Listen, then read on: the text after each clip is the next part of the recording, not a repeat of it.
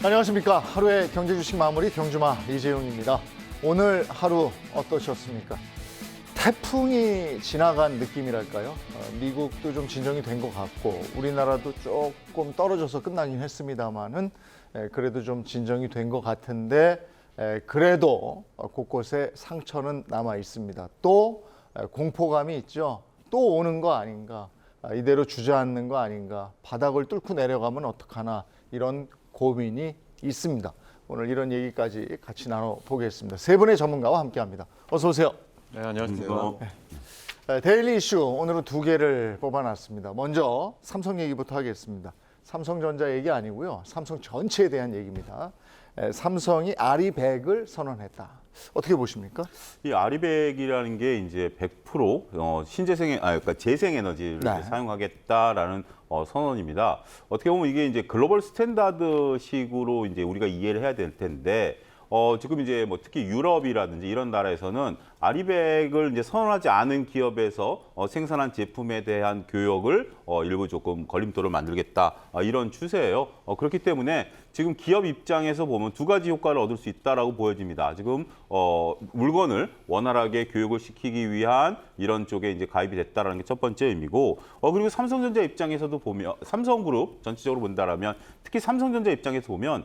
삼성전자만 놓고 보면 전 세계에서 전기를 가장 많이 씁니다. 네, 그렇죠. 가장 많이 쓰는 네. 어떤 기업이에요. 근데 한편으로 보면 역설적으로 우리나라는 이제 그 전기가 이중 구조를 가지고 있죠. 가정용과 산업용. 그래서 산업용이 굉장히 전 세계에서 좀 싼 편이기 때문에 어떻게 보면 그 역설적으로 삼성전자 이익을 이게 중요한 부분을 차지하는 부분도 있죠.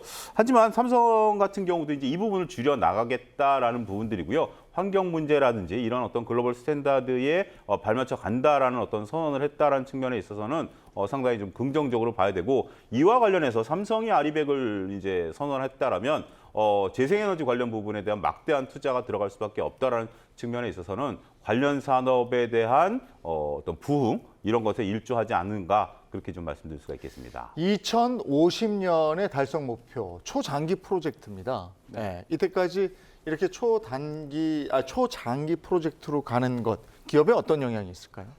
일단 삼성전자 기준으로 보면 작년에 뭐 제가 파악한 바로는 그 단위가 굉장히 큰데요.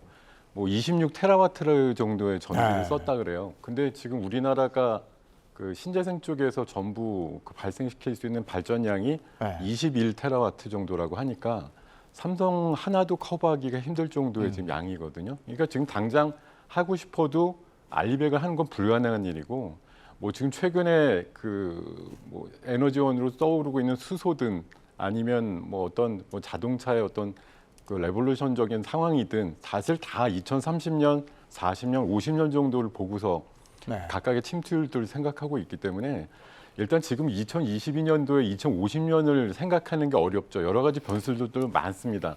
지금 뭐 글로벌 단위에서도 파리 기후 협약 이후에 탄소 중립을 2050년 정도까지 뭐 대부분 하겠다고 외치지만 정말 2050년에 달성이 될지는 아무도 모르거든요.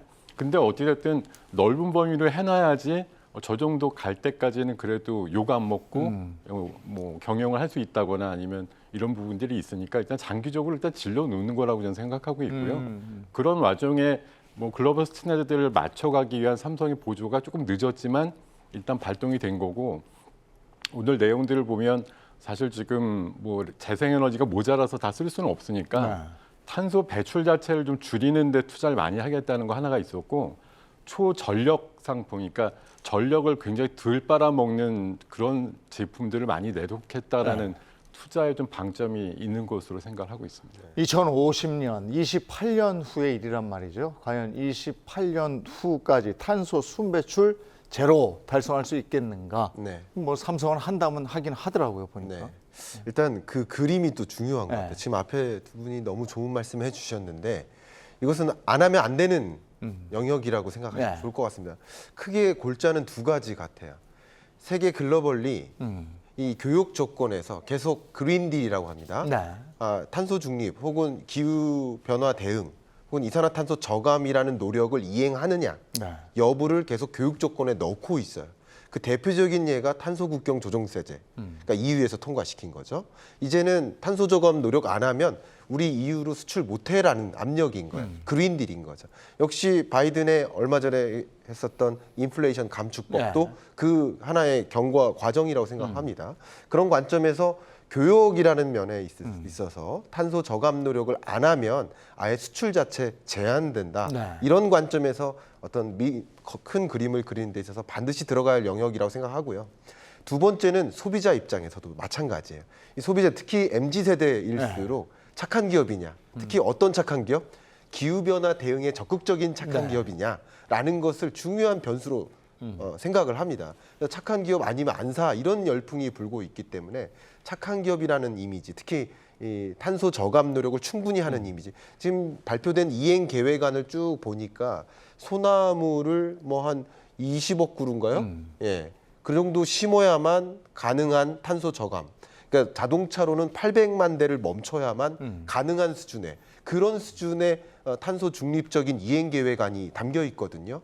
그것은 글로벌리 봤을 때 많은 소비자들이 삼성전자가 혹은 삼성그룹이 정말 적극적으로 기후변화에 대응하는 착한 기업이구나, ESG 기업이구나라고 판단하고 그것이 마케팅적으로 소구할 것들이 많기 때문에 그런 것들을 그림 그리면서 이행하는 모습이다 해석해 볼 수 있겠습니다. 큰 기업일수록 기업의 이미지 광고 같은 걸 많이 하잖아요. 거기에도 쓰임이 있을 것 같고. 그다음에 어떤 기업이든지 뭔가를 발표하면 저희가 있더라고요. 그 다음 단이 있고 나중에 보면 저런 이유로 그렇게 했나? 이런 생각이 들게 하는 부분도 있습니다. 이 얘기를 왜 하냐면 한편에서는 삼성이 폐배터리 사업에 진출하는 거 아니야? 이런 얘기가 있는데 그 부분은 어떻게 얘기가 나온 게 있습니까? 아직까지 이제 시장에서는 뭐 구체적인 얘기는 없습니다. 가능성에 대해서는 상당히 높은 점수를 좀 주고 있습니다. 이거는 어떻게 지금 이제 우리가 지금 폐배터리를 어떻게든지 처리해야 되는 부분들에 대한 당위성들은 많은 분들이 이제 느끼실 거예요. 가장 중요한 것 중에 하나가 지금 이제 자원이 부족하다라는 거 아니겠습니까? 지금 이제 유럽에서 나온 어떤 그 위기론 같은 경우 폐배터리에 들어가는 중요 자원들이 석유보다 더 빨리 없어질 가능성이 높다라고 보는 거죠. 그렇기 때문에 폐배터리는 꼭 필수한 필수 소재가 될 수밖에 없다라는 거고 여기에 이제 또 고개를 드는 것이 미국이 현재 지금 다양한 법안을 해서 중국을 이제 배제시키려고 하는 그런 부분들인데 폐배터리를 재활용하는 부분에 있어서는 중국과 상관이 없어지는 거죠. 원산지 표시가 없어지니까 그런 부분에 있어서 폐배터리 사업에 대해서 상당히 많은 관심을 갖죠. 더군다나 이제 삼성 같은 경우 대놓고 얘기 못하는 게 있죠. 삼성이 맘만 먹으면 전장을 하는데 왜 안 할까? 근데 이제 삼성은 뼈 아픈 과거가 있기 때문에 삼성자동차라는 아픈 과거가 있기 때문에 선언만 안 할 뿐 할 것은 다 할 것이다라고 보는 거죠. 근데 지금 폐배터리 시장에 있어서 저는 대기업들이 빨리 지금 내부적으로 준비하고 있다라고 보여집니다. 왜냐하면 폐배터리를 우리가 이제 가공을 해서 자원을 추출하는 과정에서 엄청난 공해가 발생을 하거든요.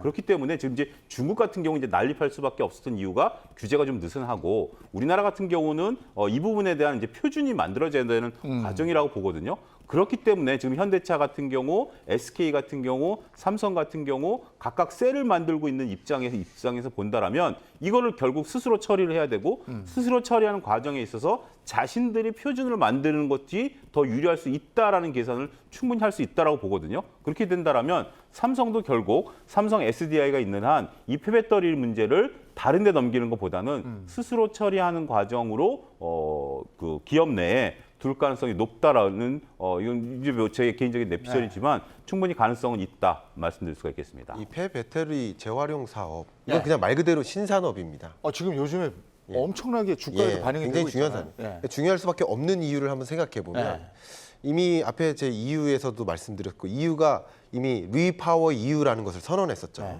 그러니까 러시아에 전적으로 의존했던 그 가스를 이제 탈피하고 탈러시아를 가고 재생에너지로 대체한다든가 뭐 그런 방식으로 선언을 이미 했죠.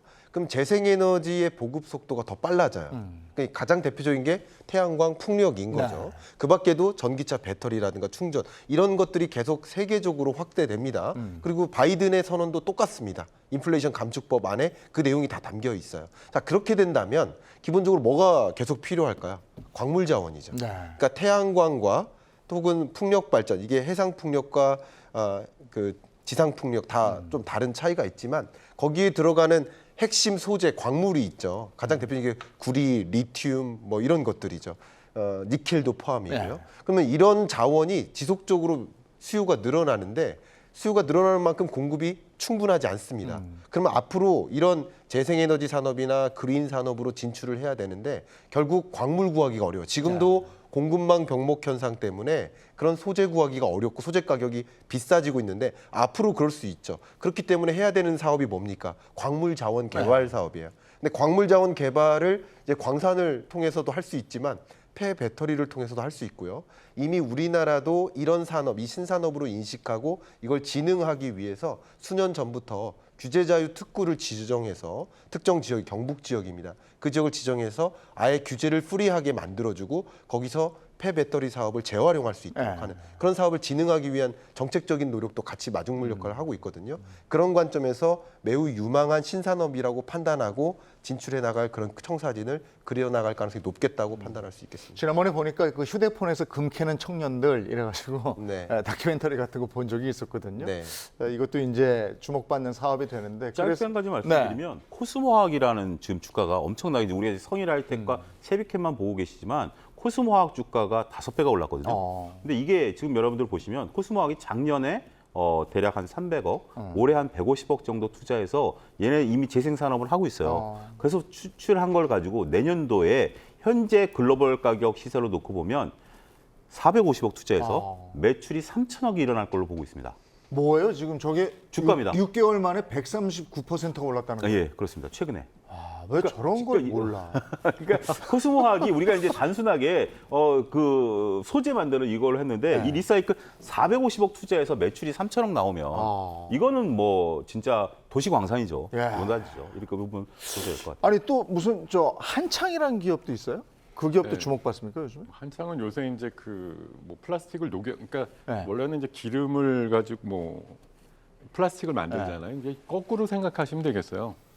플라스틱을 녹여서 이제 기름을 만든다, 이제 이런 개념의 네. 자회사 기술을 좀 갖고 있다는 것이 좀 네. 최근에 부각이 되면서 뭐 생분해 플라스틱 얘기도 나오고 뭐 재생 플라스틱 또 뭐 일각에서는 또 이제 플라스틱 자체를 사용 자체를 줄인다 이런 얘기도 있습니다만 네. 어찌됐든 뭐 널려 있는 게 플라스틱이고 또 우리나라가 폐플라스틱 또 그러니까 그 발생시키는 나라로는 거의 으뜸의 수준이기 때문에 네. 이것들을 어떻게 활용할 거야 하는 쪽에서 다시 어떻게든 역공정을 통해서 뭐 재생률을 만들어 보자 이런 차원에서 지금 기술력이 좀 부각되면서 주가들이 좀 움직이고 있죠. 네.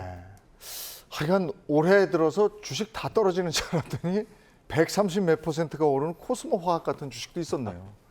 진작에 좀 알려주세요. 죄송합니다. 눈빛이 너무 강렬하시네요. 죄송합니다. 아, 네. 어쨌든 뭐 이렇게 기업들이 각자 다들 노력들을 하고 있고 이번에는 우리 식품업계로 좀 가보겠습니다.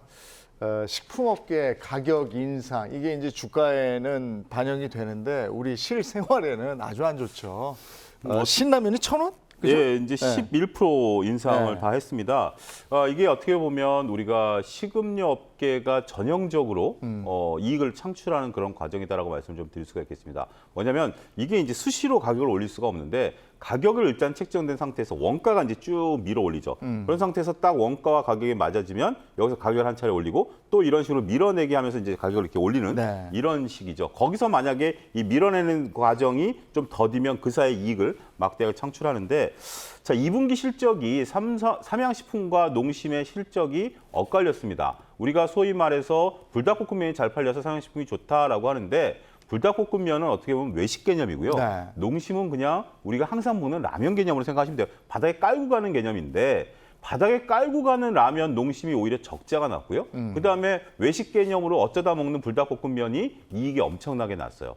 그 내막을 들여다보니까 이미 농심은 미국 시장에 미리 진출해가지고 미국에서 공장을 돌렸고요. 그러다 보니까 환율 효과를 못 봤어요. 네. 그리고 이제 삼양식품 같은 경우는 불닭볶음면을 100% 국내 생산을 해서 미국으로 수출하다 보니까 환율 효과를 이익이 많이 났어요. 근데 이제 농심이 핑계를 대는 거죠. 자, 우리가 원자재 가격을 소비자 가격 전이를 못 시켰으니 이번에 가격을 올리겠다라고 지난달에 선언을 하고 11%를 올렸어요. 문제는 지금 농심이 국내 적자 폭이 약 한 40억 정도 났다라는 겁니다. 어. 한 분기에. 근데 지금 11% 올리면 농심의 영업이익은 한 분기에 500억이 늘어납니다.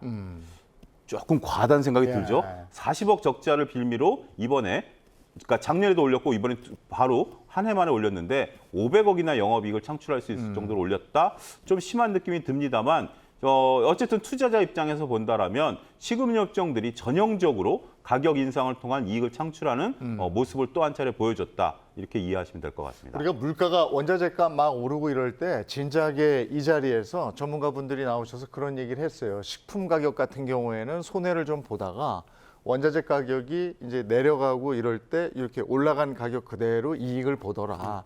그래서 그런 것도 좀 생각을 해보시면 좋겠다 이런 얘기를 했는데 지금 이제 현실이 돼가고 있는 거고 이게 워낙에 한 번 올라간 건 내려오질 않더라고요. 식품 가격은. 아, 우리가 그렇게 좋아했던 초코파이도 오르고 지금 다 올라갔는데 과자값도 지금 만만치 않게 올라간 거죠. 네, 뭐 비슷한 비율로 올라간다고 얘기가 나왔어요. 뭐 그 방금 말씀하신 초코파이로 네. 대표되는 오리온 주력 제품들도 한 10에서 15% 사이쯤 올렸고요.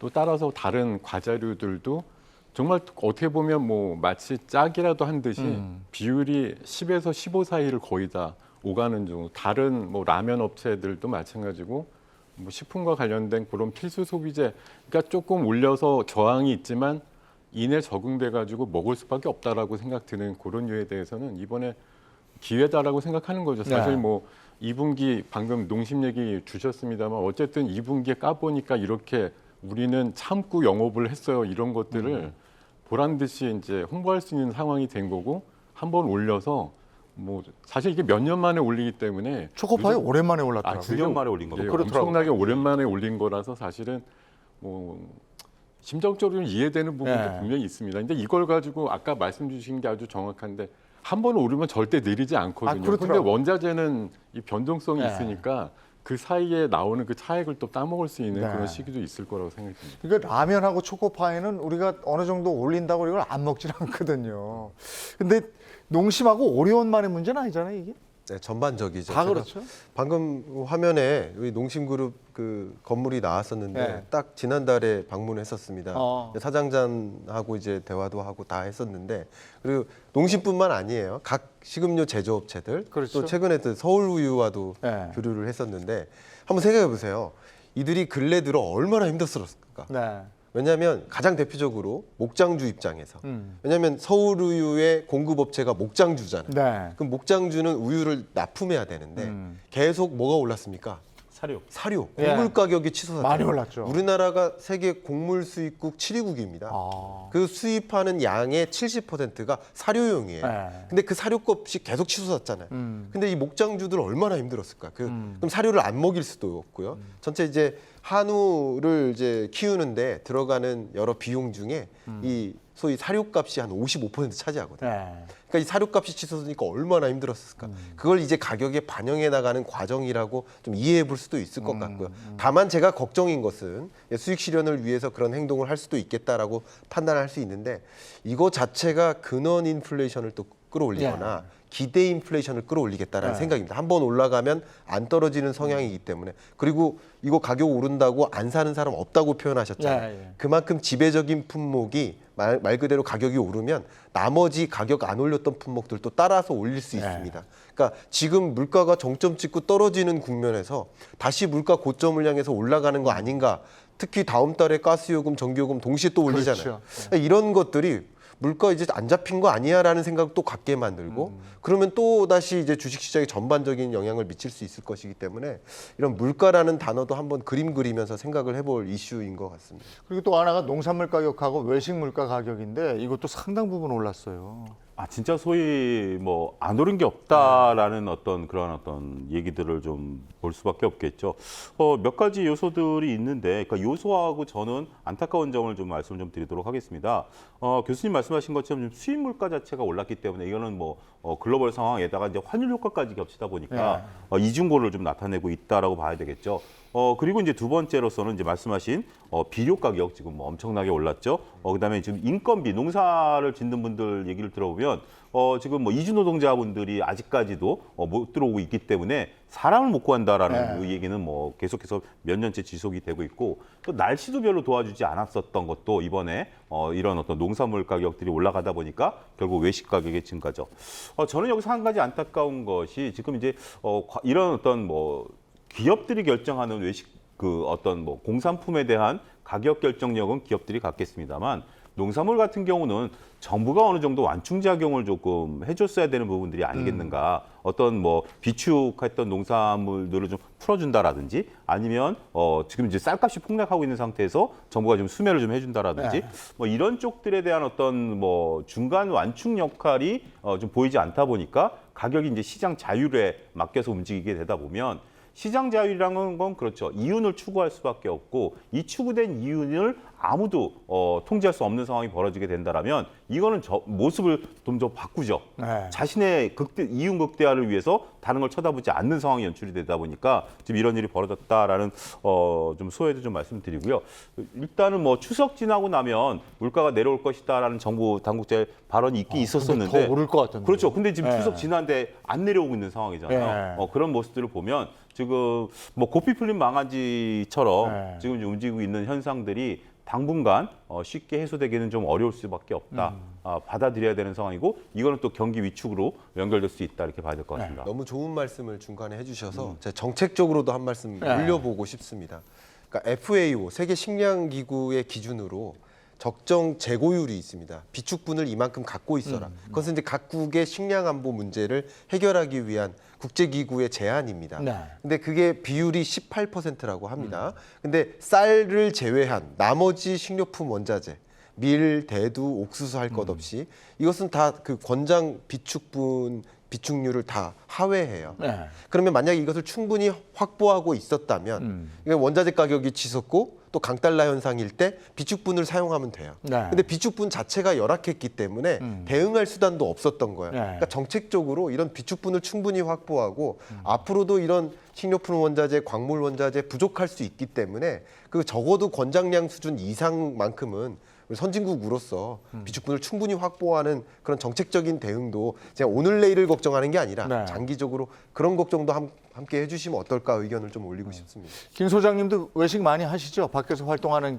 시간이 많으니까. 예. 근데 요즘에 김밥 한 줄이 3,000원 되고 네. 또 삼겹살 뭐 거의 한 2만 원 가까이 가고 네. 이거 알고 계셨습니까? 그럼요. 맨날 하는 게 외식이라서 김밥에 조금만 뭐 하나 넣으면은 4,000원대로 바로 그렇죠. 올라가고 있고요. 네. 방금 사례도 있었습니다만 그 제가 굉장히 최애하는 M사 그 버거가 있는데 네. 사례로도 나오고 있습니다만 네. 어느 날 가서 시켰더니 상추가 안 들어갔는데 맞아요. 괜찮으시겠냐고. 맞아요. 네. 그 대신 네. 그 감자 대신에 치즈 스틱으로 바꿔드리겠다고 해가지고 네. 뭐 어쩔 수 없죠. 그러고서 이렇게 몇 번 그렇게 이용했던 적도 있을 정도로 네. 수급이 좀 막히는 거예요. 이게 결론은 사실 뭐 이상기후다, 폭염이다 해서 지금 세계적으로 글로벌 단위에서 흔히 말하는 곡창지대에서의 수확량 같은 것들을 굉장히 걱정하고 있는 단계거든요. 그래서 지금 뭐 이런 농산물 가격의 그냥 상승이라고 하는 게 결국은 주식시장의 어떤 투자 아이디어랑 연결을 해서 보면 원래는 우크라이나 전쟁이 격화되면서 농산물 가격이 굉장히 올라갔었거든요. 우크라 쪽에 이제 뭐 그 곡물들이 많은데 막혔다고 했다가 이번에 이제 소량 수출이 좀 되면서 풀리면서 관련되는 가격들이나 주가들이 좀 내려갔는데 지금 뭐 한은의 통계도 마찬가지고 예측도 마찬가지인데 올 겨울의 수확량하고 내년 봄 굉장히 걱정들을 많이 하시더라고요. 네. 엊그저께 그 미국의 옥수수 수확량도 10년 만에 최저고 콩도 7년 만에 최저다 이런 뉴스가 나오면서 한번 또 들썩거렸는데 흔히 말하는 에그플레이션과 관련된 섹터들은 올 하반기 늦게쯤에서 내년 봄에 다시 한번 또 주가들이 들썩거릴 가능성이 높다라는 관점을 좀 체크를 해보실 필요가 있을 것 같습니다. 그러니까 이렇게 되니까 이제 식량 안보 얘기 나오고 나중에 그 아이들한테 미래 뭐가 될래 뭐 이런 얘기 하잖아요. 지금 뭐 의사, 변호사, 뭐 대통령이 될래요 다 있는데 이제 미래에는 농부가 최고다. 이렇게 되는 시대도 올 것이다. 이런 얘기를 하고 있습니다. 자, 물가까지 한번 저희가 얘기를 나눠봤고요. 이번에 이제 주식으로 다시 돌아와서 제가 오늘 시작하면서 태풍이 지난 것 같다. 근데 여전히 불안하다 이랬습니다. 어떻게 될 것 같습니까? 이게 뭔가 또 안 좋은 한 방이 남아 있는 거 아닌가라는 느낌적인 느낌이 막 있어요. 저 잘 모르는데도 어떻게 되겠습니까? 그게 가장 문제죠. 네. 그러니까 뭐냐면 앞으로 벌어질 일을 알면 이렇게 걱정이 안 되죠. 네. 이런 예를 들어드리고 싶어요. 캠핑 가셨을 때 네. 밤에 이제 자고 있는데 갑자기 밖에서 부시럭거리는 소리가 들린다. 그럼 일단 잠이 확 달아나죠. 두렵죠. 네. 네. 근데 그게 만약에 뭐 바람 소리라든지 네. 아니면 뭐 친구가 같이 자던 사람이 이제 밖에 나가서 뭘 하고 있는다라든지 이걸 알고 나면 이제 잠을 잘 수가 있는 뭔지 확인이 되면. 대거이 되면 네. 똑같은 소리지만 네. 지금 금융시장이 바로 그런 걸로 네. 보여집니다.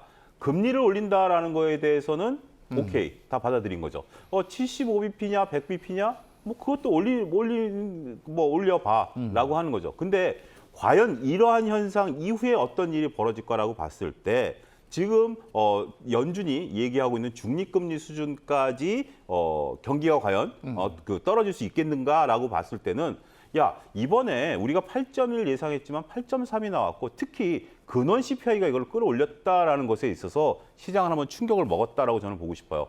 우리가 이제 에너지 가격이라든지 식량 가격이 떨어지고 나면 모든 것들이 좀 풀리지 않을까라고 봤더니 그러면서 금리를 올려놨더니 이게 주택 가격에 대한 어떤 모기지 대출 금리를 끌어올려가지고 오히려 그런 CPI를 더 끌어올려버렸거든요. 네. 그러면 미국이 쓸 수 있는 연준이 쓸 수 있는 카드는 분명히 한계가 있는데 언제까지 또 올릴 수도 없는 거 아니겠습니까? 지금 목표 금리를 하고 있는 이제 100bp 올리게 되면 벌써 3.5가 와버렸어요. 그런 상황에서 더 추가적으로 올릴 수 있는 룸 자체가 줄어드는 상황. 여기서 만약에 경기가 꺾이지 않는다라면 과연 연준이 어떤 스텝을 과연 거둘 것인가. 이번에 저는 핵심은 75bp냐 100bp냐는 아니다라고 보여집니다. 어차피 이거는 이렇게 올리면 그러니까 뛰어가느냐 걸어가느냐 정도지 움직이긴 움직여야 된다라고 봐요. 하지만 그 뒤에 어떤 일이 벌어질지에 대해서는 지금 이번에 9월 달에 이제 다음 주죠. 다음 주에 열리고 나서 과연 목표로 하고 있는 3.5를 4%까지 땡겨 올릴 것인가. 그리고 그 뒤에도 과연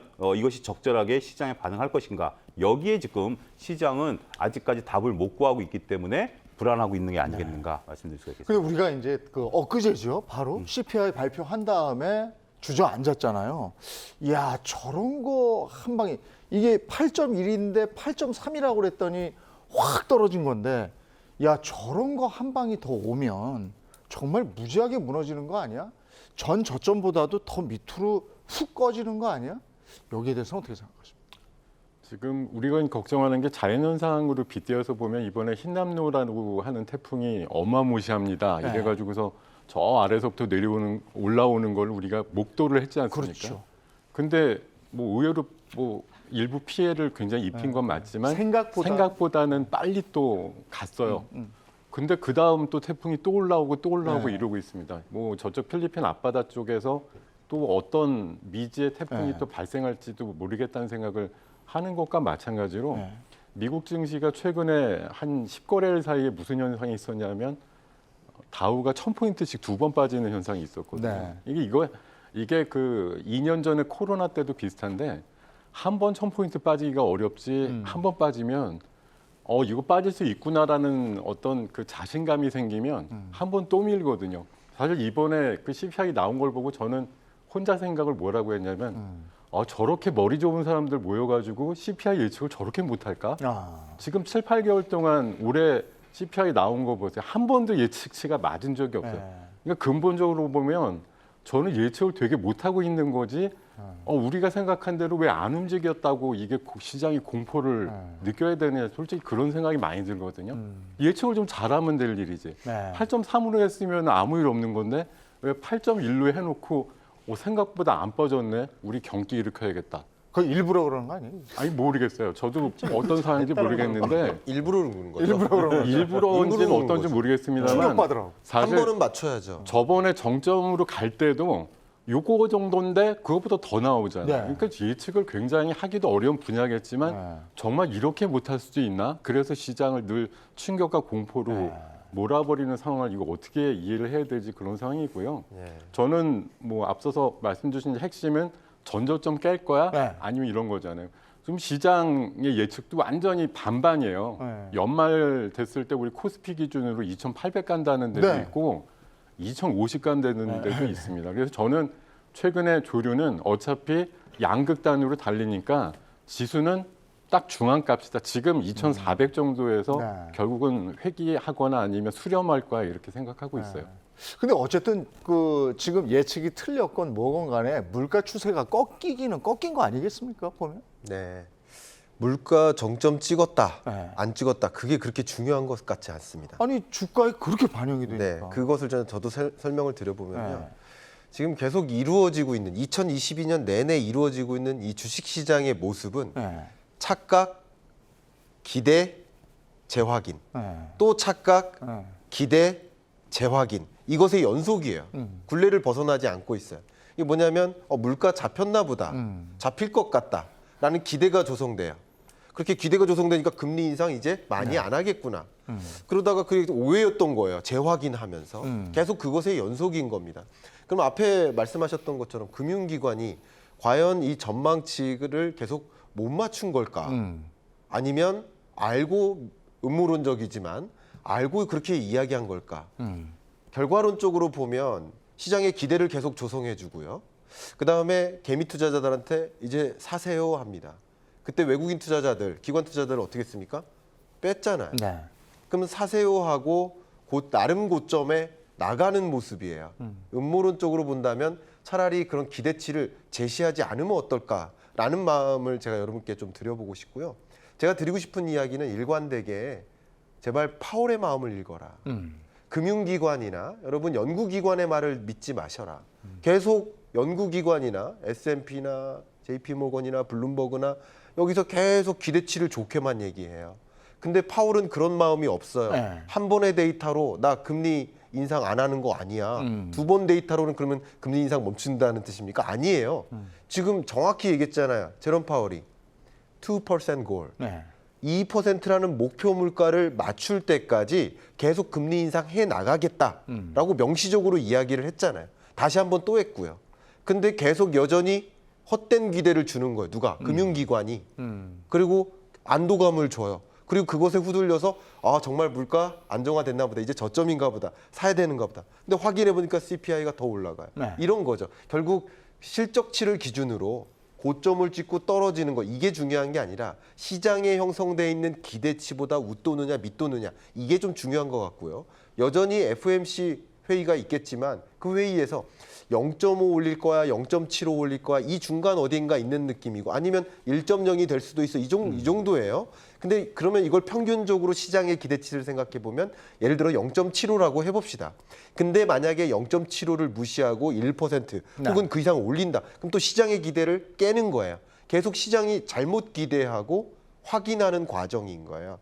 결국은 제롬 파월의 마음이라는 관점에서는 오히려 지금까지 제롬 파월이 최근 들어 8월 이후 이야기했던 그런 관점에서만 생각해 보면 1%포인트에 더 무게를 실는 게 맞지 않나. 저는 그렇게 생각하고 차라리 그렇게 기대를 하지 마시고 파월은 그렇게 강하게 가져갈 거야라고 그렇게 믿은 다음에 그러니까 바람소리 났지만 그거 아무 일도 아니래라는 것을 미리 확인해 놓고 움직이신다면 이게 계속 착각과 확인의 연속이 필요 없다. 전 그렇게 생각을 하고 있습니다. 근데 금리 부분에서 FOMC 이제 발표 얼마 안 남았습니다만은 0.75 자이언트 스텝 3번 뭐 연속 가는 거는 우리가 알고 있었던 거고. 네.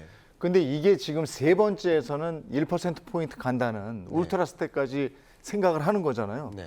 근데 막상 이제 생각하는 거 하고 진짜로 울트라 스텝으로 확 갔어. 네. 그럴 때는 또 시장 분위기가 달라지는 거 아니겠어요? 그 현상이 아니라 그 결과치를 이제 보려고 하는 거죠. 우리가 이제 100bp 소위 말해서 75bp냐 100bp냐 금리 올렸다는 자체가 이제 충격이라기보다는 왜 올리냐라는 거죠. 그 올리는 것은 교수님 말씀하신 것처럼 지금 연준에서 말 바꾼 게 없어요. 연준이 말을 바꿨다라고 하시는 분들도 있는데 그거는 작년에 말을 바꿨고 올해는 연준은 항상 2.5 기준금리 2.5를 외쳤고 우리가 그걸 하기 위해서는 다소 그리고 이제 이것은 어떻게 보면 이제 중립금리라는 표현을 쓰죠. 중립금리는 적정 인플레이션에서 적정 고용이 이루어지면서 물가 이제 경기가 잘 돌아가는 수준으로 보는 건데 그게 이제 2.5로 가는 건데 그러면 지금 그러면 기준금리가 현재 2.5인데 왜 2.5에서 안 멈춰라고 이제 의문을 자아내시는 게 어떻게 보면 논리적일 수가 있죠. 근데 여기에 이제 버냉키 의장이 쓴 책 제목을 갖고 올 수밖에 없겠죠. 샤워실의 바보들이라는 책인데 거기서 우리가 이제 샤워하러 딱 들어갔을 때 수도꼭지를 했을 때 처음에 차가운 물이든 뜨거운 물이든 극단적인 물이 나오다가 이게 이제 서로 이제 꺾는 거죠. 꺾다가 적정 온도를 이제 찾은 과정인데 지금 이제 워낙 금리가 낮았었던 상황에서 지금 2.5가 왔다고 수도꼭지를 멈추면 이게 안 되는 거죠. 좀 더 끝까지 당겨서 적절하게 내 몸에 맞는 걸 맞는 건데 문제는 이제 그 적절성이라는 거죠. 어떤 분은 다소 뜨거운 물을 좋아하시고 어떤 분은 차가운 물을 좋아하는 건데 일단 연준이 제시한 건 2.5다라는 측면에 있어서 중요한 것은 75bp냐 100bp냐를 했을 때 과연 그 효과가 나타나냐라는 거죠. 우리가 6월, 7월만 하더라도 효과가 나타날 걸로 봤고 8월 달 수치가 7월 달 수치가 나왔을 때만 하더라도 야 그래도 8월까지 한번 좀 보자라고 생각했었는데 6월, 7월에 75bp라는 걸 했을 때 우리가 굉장히 시장이 놀랐었음에도 불구하고 여전히 몇 개월째 현재 CPI는 꿈쩍을 안 하고 있다라는 측면에서 보면 앞으로 그러면 연준은 어떤 더 센 처방전을 갖고 나올지 그게 더 시장에 있어서 불안감을 자아낸 요소다라고 말씀드릴 수가 있겠습니다. 뭐 이게 몇 %냐 뭐 이게 문제가 아니고 심리적으로 이미 사람들은 공포를 느끼고 있는데 그 공포는 불확실성이란 말이죠. 그렇습니다. 예. 근데 이제 얘기가 우리 세계 경제가 경착륙을 하네, 연착륙을 하네 뭐 이런 얘기를 많이 한단 말이에요. 근데 그건 어디로 가는 건지 누가 예측을 하겠습니까? 어떻게 될 것 같습니까? 지금 예측이 안 되니까 흔히 좋은 말로 지금의 영역은 이제 예측이 아니고 대응이라고 자꾸 얘기를 하거든요. 사실 예측을 할 수가 없는 게 지금 살아있는 인류 누구도 이런 초유동성 장세 이후에 긴축을 또 빨리 하는 장세를 맛본 사람이 없잖아요. 뭐 아무도 경험해보지 못한 새로운 길을 가고 있으니까 첫 발을 디디면서 서로 다 불안한데 어떻게 튈지 몰라 이러고 있는 상황인 것 같고요. 제가 감히 뭐 금리에 대해서 뭐 큰 그림을 그리기는 어렵지만 뭐 옛날 그 1980년대 때 그 폴 볼커의 어떤 그런 우악스러운 금리 인상 25%까지 뭐 올렸던 그런 수준까지는 아니겠지만 정말 파월 아까 우리 교수님께서 말씀 주셨듯이 정말 2%대 인플레 정도로 낮추고 싶다고 하면 저는 지금의 금리가 뭐 중립금리가 4%냐 4.5냐 이 정도를 훨씬 벗어나는 수준으로 한 6, 7%대를 감안해서 나의 어떤 자산의 설계라든가 대응을 하고 계시는 게 차라리 나을 것 같다. 왜냐하면 지금 아무리 봐도 뭐 1%도 정말 울트라 스텝도 해본 적이 없는 거지만 이거 했다고 CPI가 갑자기 6이 되고 5가 되지는 않을 것 같다는 생각이 많이 들거든요. 그러니까 물론 이제 그 변수들, 그 CPI를 구성하는 요소들이 내년 초쯤 되면 많이 빠질 거예요. 근데 우리는 남아있는 3개월, 4개월 동안에 충격 먹지 않고 어떻게든 버텨나가고 내 자산을 지켜나가야 되니까 여기에서는 조금 기대보다 높은 어떤 금리의 상승을 염두에 두는 그런 좀 보수적인 관점에서의 어떤 대응이라든가 시장에 대한 뭐 투자 이런 것들이 중요하다 이렇게 말씀드립니다. 아니 나는 각오가 돼 있는데 그 어디까지- 이들이 1%포인트 올리는 것까지 기대가 뭐 돼 있어요. 그래요? 근데 그렇게 올리면 저보다 더 많이 투자하시는 분들이 깜짝 놀라가지고 또 막 떨어뜨리니까 내게 덩달아 떨어지거든. 그게 걱정이에요. 또 이제 그때 교수님 나오셨을 때 인플레이션에 투자하라. 네. 그래서 이제 주식보다는 어떤 원자재 쪽으로 그런 얘기를 하셨어요. 네네. 근데 지금도 이제 그런 의견이신 것 같은데 그래도 네. 그때보다 지금 주가가 많이 떨어졌어요. 네. 낙폭 과대주라는 것도 있잖아요. 네네. 그런 건 지금 좀 담으면 되지 않습니까? 저는 일단은 이제 좀 말씀드리기가 조심스럽지만 이제 9월, 10월, 11월 중간 선거를 앞둔 이 기간은 좀 조심스럽다고 생각을 합니다. 여러분 아니다. 투자 의사 결정을 9월, 10월 정도는 조금 더 지켜보셨으면 좋겠다. 너무 불확실성이 큰 거예요. 근데 제롬 파월 연준 의장의 마음도 읽어봐야 되겠지만 제가 왜 이 말씀드리냐면 바이든의 마음도 읽어야 됩니다. 바이든 중간 선거를 앞두고 뭐를 원할까? 물가 안정을 원하는 거예요. 근데 근원 물가 이렇게 높게 나오는 거, 이것은 바이든 입장에서 굉장히 불안합니다. 네. 그러면 바이든 입장에선 뭐를 우리 구두 개입하고 뭐 스무딩 오퍼레이션 해가지고 뭐 뭔가 뭐 환율을 잡기 위해 노력하고 그게 의미가 있을까 한번 생각해 보세요. 바이든이 강달러를 원한다는 거예요. 네. 지금 어쨌든 중간 선거를 앞두고 강달러를 원하는 겁니다. 근데 이 와중에 ECB가 0.75% 포인트를 올렸잖아요. 네. 자이언트 스텝 했잖아요. 역사상 처음 있는 일이잖아요. 그러면 ECB는 유럽은 어쨌든 환율 방어를 해 나가겠다. 그러면 미국 입장에서는 그렇게 움직이지 않았으면 그냥 그렇게 큰 뭐 울트라 스텝까지는 할 필요가 없었는데 ECB까지 그렇게 나오니까 금리 인상폭을 더 높여야 될 유인이 더 많아진 거예요. 바이든 입장에서는 반드시 물가를 잡아야만 중간 선거에서 우세할 수 있는데 물가를 잡기 위해서는 그 무엇보다 중요한 게 강달러를 유지하는 거예요. 원자재 수입 가격을 안정화시켜야 돼요. 그런 관점에서 굳이 이 9월 FOMC 결과도 모르겠다라고 할 만큼 앞을 잘 내다볼 수 없겠다라고 할 만큼 굳이 이렇게 이런 불확실성에 적극적으로 투자하는 것이 맞을까? 조금 이 기간을 쉬어가고 그러면서 좀 많은 모니터링이 필요하겠다. 여러 앞에 말씀 나눴던 것처럼 삼성전자를 비롯한 여러 기업들이 뭐 ESG적인 혹은 탄소 중립적인 신사업적인 그런 것을 계속 구상하고 있으니까 그런 좀 모니터링 하시다가 9월 10월 정도는 좀 넘기시고 네. 의사결정 하셔도 늦지 않을까 하는 생각을 가지고 있습니다. 참 이렇게 어렵습니다. 같이 살고 있는 와이프 마음도 모르겠는데 바이든하고 파월 마음까지 읽어야 된다고 그러니 제가 교수님을 뵌 게 올해 초에 처음 뵀거든요. 근데 네. 그때 교수님이 이제 원자재 했었는데 올해 원자재 관련주들의 성적표가 굉장히 좋습니다. 네. 지금 이제 대장주로 LX 인터내셔널이라든지 네.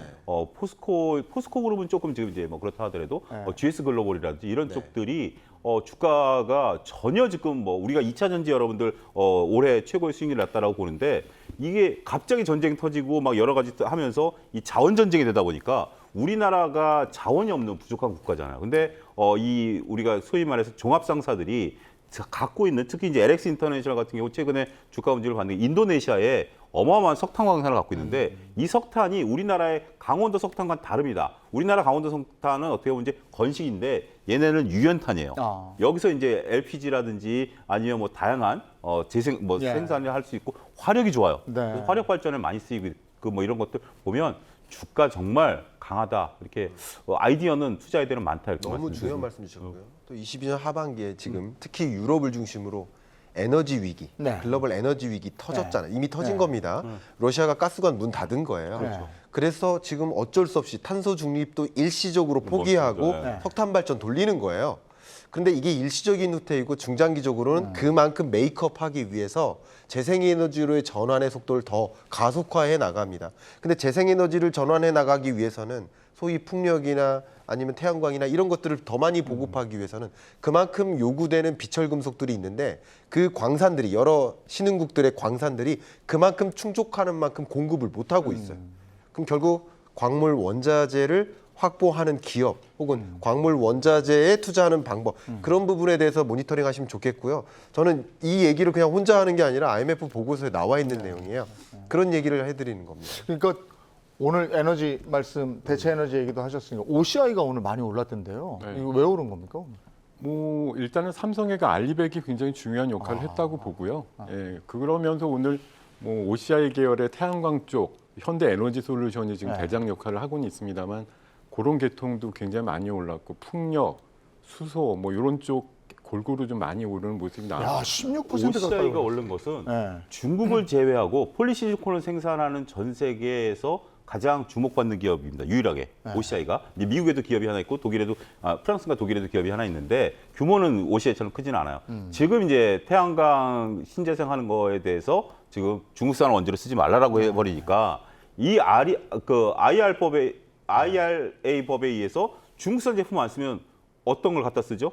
OCI 거 갖다 쓸 수밖에 네. 없죠. 그렇기 때문에 OCI는 미국에 아직 공장은 없습니다만 지금 이제 중국을 제외한 전 세계에서 유일하게 곽광을 받고 있는 폴리시리콘 회사다. 네. 이게 지금 부각이 됐다라고 말씀드리겠습니다. 자, 이번에는 요즘에 계속 얘기 안 할 수가 없는 게 이제 강달러 얘기잖아요. 1,400원 가까이. 장중에 1,380원까지 간 거 오늘 본 것 같은데요. 오늘 17원 올라서 끝났습니다. 그죠? 예. 이렇게 올랐던 때가 우리가 1997년 IMF 때하고 2008년 글로벌 위기 때, 금융위기 때 얘기하는 거 아닙니까? 네. 비교해서 한번 얘기해 주실 수 있습니까? 97년에 IMF요. 예, 그때 제가 결혼을 했는데 아, 신혼여행을 해외로 못 갔습니다. 예. 아, 너무 올라서. 12월 달에 결혼을 했는데 네. 그때 나가면 역적 소리 들어가지고 네. 그때 어마어마한 그런 부분이 있었죠. 그때 이제 저때 당시만 하더라도 이제 우리가 IMF 구제금 같은 경우 이제 우리나라만의 문제라기보다는 네.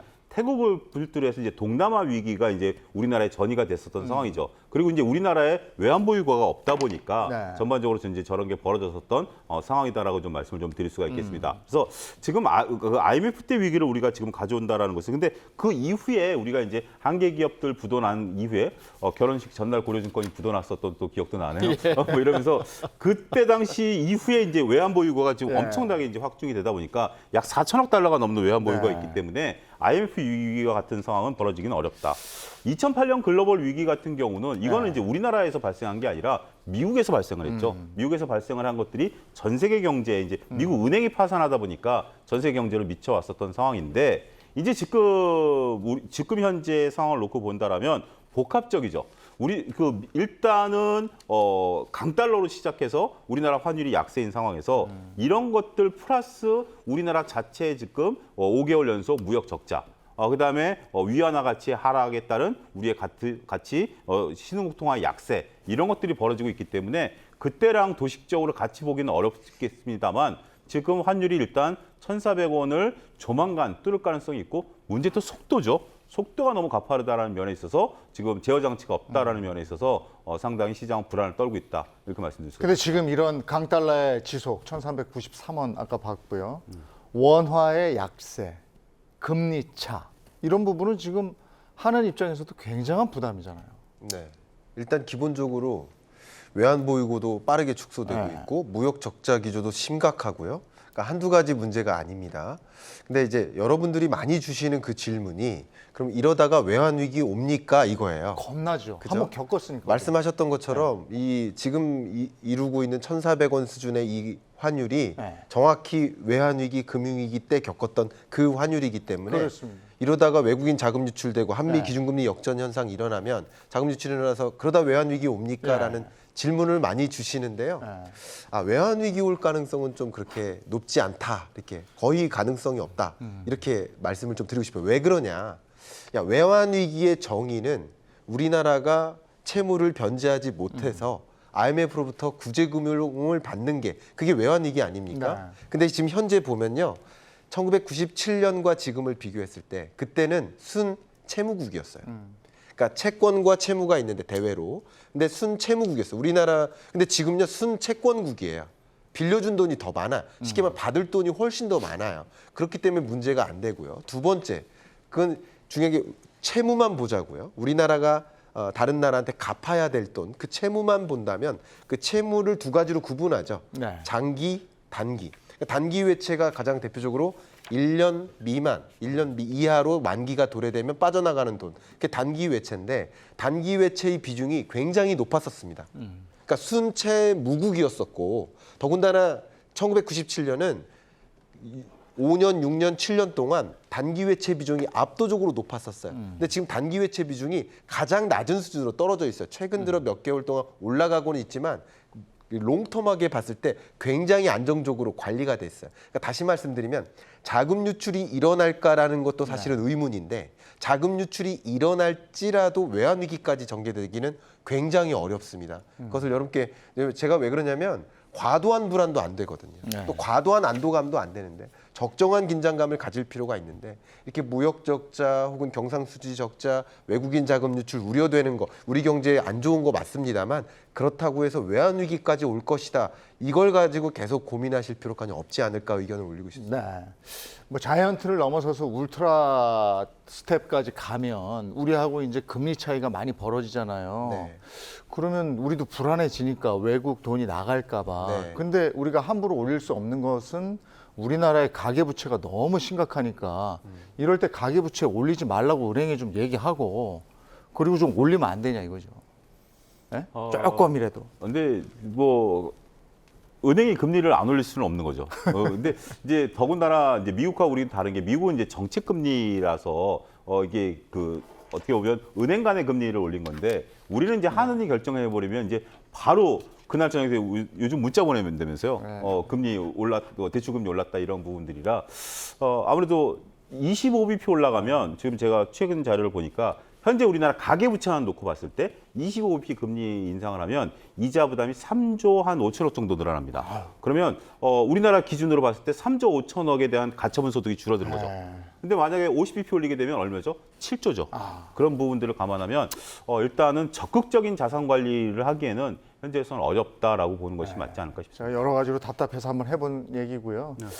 이럴 때 아까도 보니까 OCI 오늘 가고 뭐 코스모화학, 폐배터리 이런 걸 막 가더라고요. 네. 이런 때도 견딜 수 있는 섹터는 있는 거잖아요. 그거 끝으로 오늘 얘기하고 마무리할까요? 제가 지금 정리를 해보면 네. 지금 시장은 한 회사 하나와 4명의 인물로 중심이 되어 있는 시장이에요. 회사 하나와 4명의 예. 인물이요?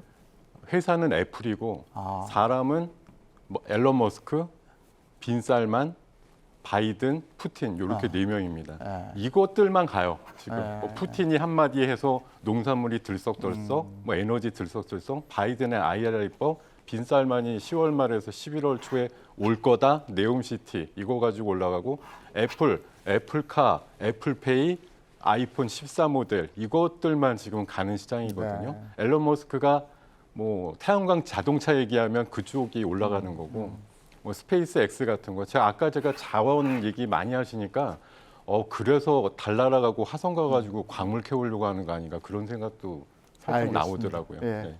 오늘은 여기까지 들어야 되겠네요. 그리고 참 오늘부터 안심전환대출 신청할 수 있게 된 거 아시죠? 기존의 높은 금리의 주택담보대출이 있으시면 최저 연 3.7% 장기 고정금리로 이동할 수 있는데 자격 요건이 있더라고요. 요거 꼼꼼히 따져보시고 가능하신 분은 신청하시기 바랍니다. 저희는 이번 주 여기까지고요. 다음 주 월요일에 다시 찾아오겠습니다. 고맙습니다.